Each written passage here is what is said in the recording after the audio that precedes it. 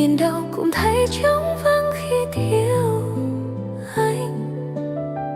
Tim đau như nước sôi sôi vào lòng, ăn không ngon đêm về chẳng thể ngủ yên. Nhìn nơi nào cũng thấy bóng hình anh, cơ thể héo hon nước uống cũng không còn vị. Dù nhìn về đâu cũng chỉ là anh. Em biết làm sao để quên được người. Em không thể nhìn anh nằm trong vòng tay người khác.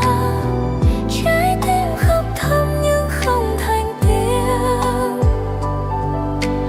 Muốn nhắm mắt tan biến mãi mãi, nhưng tim vẫn gọi tên anh.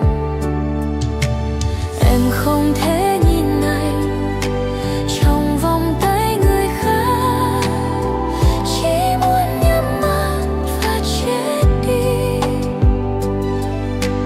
Nếu kiếp này không được bên nhau thì xin kiếp sau được làm đứa bé trong tay anh. Kiếp này có lẽ chẳng thể cưới nhau, đành chờ chết để được tái sinh lần nữa.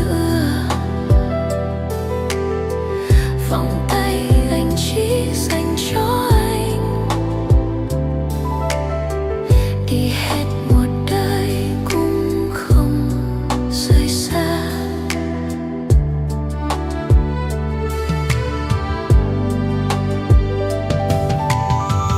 Ngày qua đêm lại tim em vẫn khóc,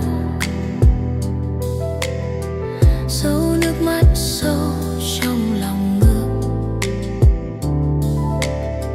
Thế gian rộng lớn bỗng hóa chật hẹp, vì không còn anh bên cạnh em.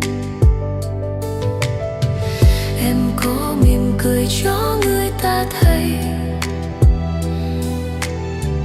nhưng trái tim em đã vỡ nát rồi.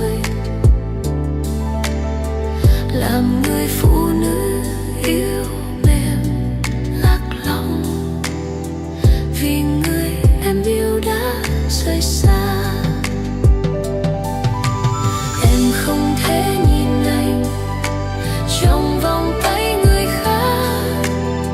Chỉ muốn nhắm mắt và chết đi.